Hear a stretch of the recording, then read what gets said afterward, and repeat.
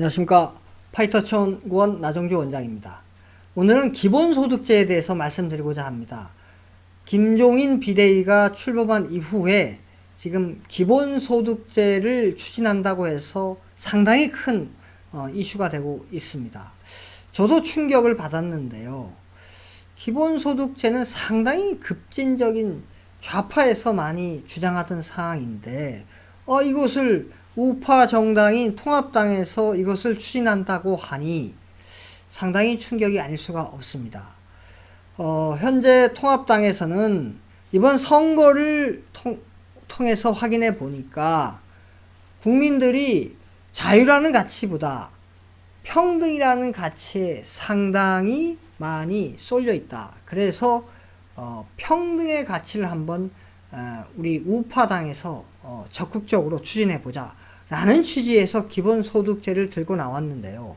이 기본소득제는 과연 어떠한 틀 속에서 나온 것이고 이 기본소득제를 추진할 경우에 과연 어떠한 효과가 발생되고 또 이 기본소득제를 대처할 수 있는 대안은 없는지 오늘 검토해 보도록 하겠습니다. 자, 민주주의의 기본 가치 중에 두 가지 중요한 사항이 있죠. 바로 자유와 평등입니다. 자유는 주로 우파에서 중시하고 평등은 주로 좌파에서 중시하는 가치가 되겠죠. 자, 이 평등을 생각하면 여러분들이 결과의 평등만 생각하는데 바로 기회 평등도 있습니다.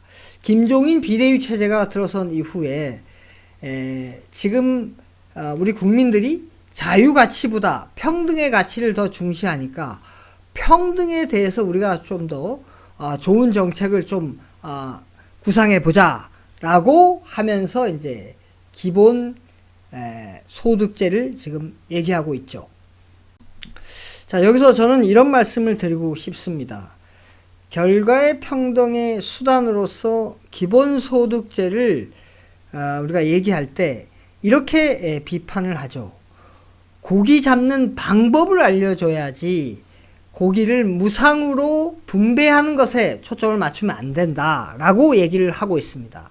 그런데 우리가 산업 현장을 자세히 보면 고기 잡는 방법은 알고 있는데 문제는 고기 잡는 기회조차를 못 잡는 것이 문제인 것입니다.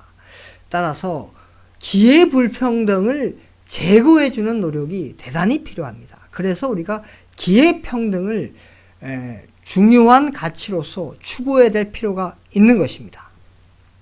자, 그럼 이런 시각을 갖고 결과 평등과 기회 평등에 대해서 좀 더 자세히 살펴보도록 하겠습니다. 자, 이 결과 평등 수단에는 두 가지가 있습니다.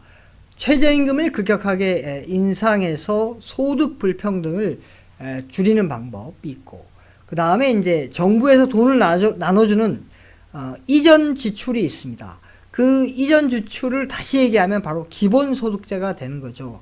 국민들에게 일정한 돈을 갖다가 쫙 나눠주는 것이죠. 그게 바로 이제 기본소득제가 되는데, 최저임금은 현 정부에서 결과평등 수단으로서 다시 말씀드리면 소득주도 성장 정책의 핵심 수단으로 추진을 해봤죠. 2018년도에 16.4% 최저임금을 크게 인상했고 2019년도에 10.9% 크게 인상을 해봤습니다. 그 결과 최저임금을 받는 근로자의 일자리가 사라지는 등 여러 가지 부작용을 낳았죠. 자, 그래서 이 최저임금 정책이 이제 실패하니까 이제 지금 통합당에서 들고 나오는 게 이제 바로 기본소득제가 되는데, 이 기본소득제는 이제 지금 얘기되고 있는 것을 봐서는 크게 두 가지로 나눠집니다. 이 기본소득제를 특정 연령층, 청년층에 대해서만 하자, 아니면 전 국민에 대해서 하자, 이런 보편적으로 하자, 이렇게 선별적이냐 보편적이냐 이렇게 좀 크게 나눠질 수가 있습니다. 지금 현재 통합당에서 이제 주장하는 게 이제 이런 선별적인 것을 얘기하고 있습니다. 아주 좌측으로 아주 급진적인 경우에는 이제 전 국민에게 하는 보편적인 것도 하자라고 하는 주장도 있습니다. 자, 여기서 우리가 착안해야 될 사항이 하나 있습니다. 지난 대선에서 최저임금을 급격하게 인상하는 것에 대해서 뭐 여러 대선 후보들이 앞다퉈서 공약을 내세웠지 않습니까? 그런데 최저임금을 실제 2018년도에 16.4% 크게 올려보니까 여러 가지 부작용이 있어서 얼마나 많이 우리가 비판을 했지 않습니까? 기본소득제도 마찬가지입니다. 기본소득제 국민들이 원한다고 해서 이것을 앞다투어서 여당 야당 할 거 없이 앞다투어서 이걸 선점해서 한번 해보겠다.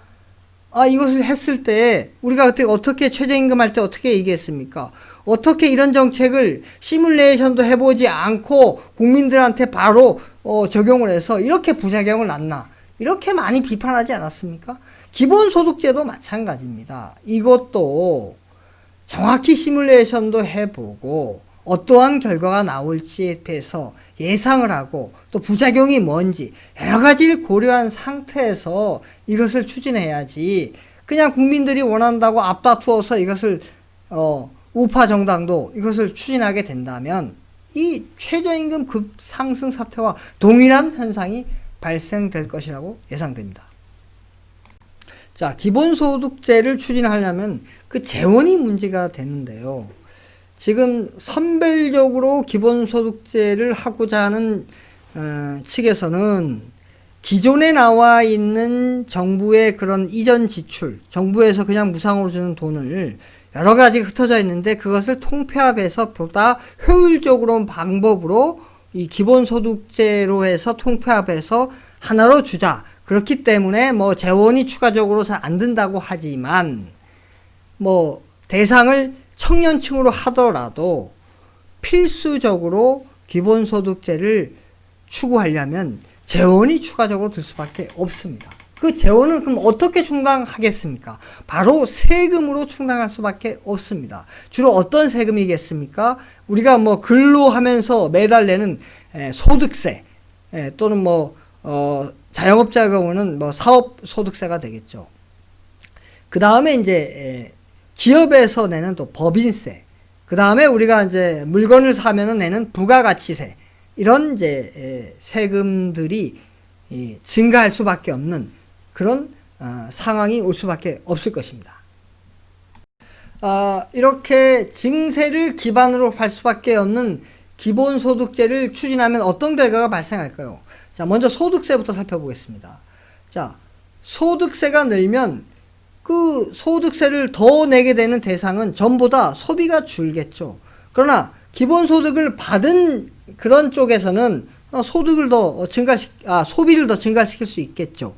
그래서 이 소득세의 경우에는 소비가 늘지 줄지 그거는 시뮬레이션을 해보거나 또는 실제 정책을 펴봐야지 알 수 있는 상황이 되겠습니다. 자, 법인세의 경우에는 예측이 가능합니다.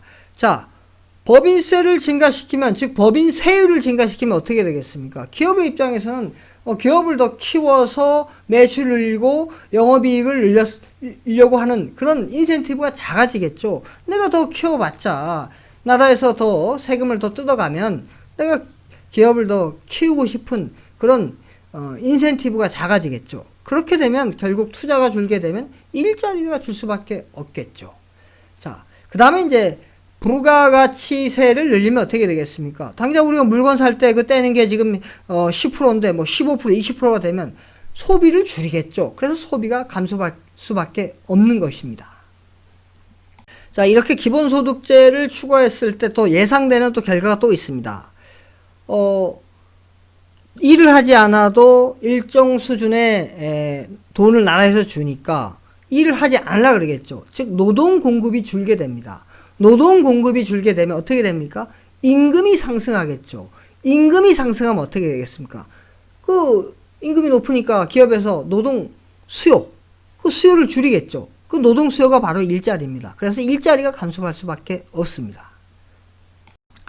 이렇게 기본소득제를 추진하면 이와 같은 부정적인 효과가 발생됩니다. 그러면 이번에 기회평등을 추진하면 어떤 결과가 발생되는지 한번 살펴보도록 하겠습니다. 자, 기회평등은 3개 요소가 있습니다.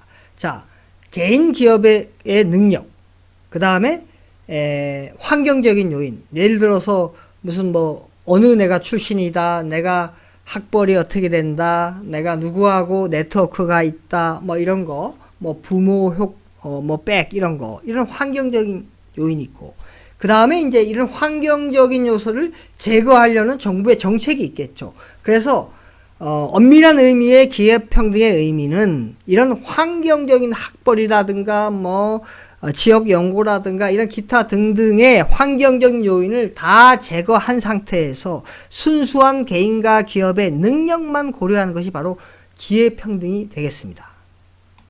자, 이렇게 개인과 기업의 능력만 고려하는 기회평등을 추진하면 어떤 결과가 발생될까요? 먼저 결과 불평등이 축소되겠죠. 왜냐하면 어떤 뭐 환경적인 요인, 뭐 학교가 같다는 등, 뭐 출신이 같다는 등, 또는 뭐 어떤 인적 네트워크가 있다는 등, 이런 것에 의해서 뭐 발생되는 소득 불평등, 그런 것들이 다 제거되니까 사라지겠죠. 그렇게 되면 어떻게 했습니까? 개인과 능력에 의한 그 차이만 있기 때문에 결과적으로 결과 불평등은 줄어들겠죠. 자, 그 다음에 또 어떻게 되겠습니까? 개인과 기업의 능력만 고려해서 기회를 주면 어떻게 되겠습니까? 그 사람들이, 능력 있는 사람들이 서로 경쟁을 하겠죠. 서로 능력 발휘를 위해서 경쟁을 하다 보면 어떻게 되겠습니까? 뭐 좋은 일자리도 창출되고, 좋은 여러 가지 일감들이 늘어나겠죠. 그러면 성장이 촉진되지 않겠습니까? 자, 이렇게 기회평등을 추진하면 결과 불평등이 축소되고 성장이 촉진되는 그런 긍정적인 효과가 발생됩니다. 요약해서 말씀을 드리면 결과 평등의 수단으로 최근 김종인 비대위가 추진하고자 하는 기본소득제를 실시할 경우에 증세를 할 수밖에 없고, 증세를 하게 되면 소비가 감소하고 일자리가 감소하는 부작용이 발생됩니다. 특히나 나라에서 돈을 그냥 주기 때문에 노동을 하지 않으려는 그런 사람이 발생됩니다. 그렇게 되면 노동 공급이 줄게 되고, 노동 공급이 줄면 임금이 상승되고, 임금이 상승되면 기업에서는 노동 수요를 줄이겠죠. 즉 일자리가 감소하게 되는 부작용이 발생됩니다. 이렇게 많은 부작용이 발생되기 때문에 기회평등을 추진하는 것이 타당하다라고 봅니다. 기회평등, 즉 개인과 기업의 능력만을 고려해서 기회를 공평하게 분배를 하면 결과의 불평등도 줄어들 수밖에 없습니다. 즉 환경적인 요인에 의해서 발생되는 그런 결과 불평등이 사라지기 때문에 큰 틀에서 결과 불평등은 축소되게 됩니다. 또한 개인과 기업의 능력만을 바라보고 기회를 주기 때문에 서로 능력 발휘를 위해서 경쟁을 하게 되겠죠. 경쟁을 하게 되면 바로 일자리가 창출되고, 일자리가 창출되면 또 성장을 하게 되는 그런 선순환을 할 수가 있습니다.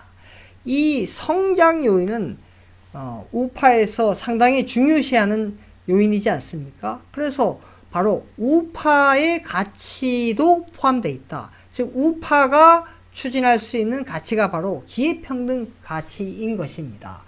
따라서 이 기회평등은 좌든 우든 공이 추진할 수 있는 그런 좋은 가치가 되겠습니다.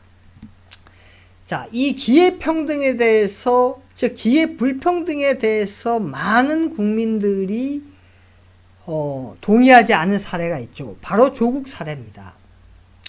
조국이 자신의 네트워크, 즉 환경적인 요인을 활용해서 딸이 좋은 기회를 잡을 수 있도록 그런 입시 부정을 했죠. 그를 통해서 기회를 잃은 사람은 기회 불평등을 당했죠. 또 최근에 발생된 윤미향 사건을 보면 윤미향 씨는 바로 비례대표가 됐죠. 즉 국회의원이 됐습니다. 자, 국회의원 비례대표가 되기 위해서는 얼마나 많은 전문성을 길러야 됩니까? 그 많은 노력을 한 사람은 기회를 잃고 부당하게 여러 가지 부를 축적하고 네트워크를 축적한 그런 윤미향 씨는 국회의원이 되는 좋은 기회를 잡았습니다. 이 또한 기회불평등 사례입니다.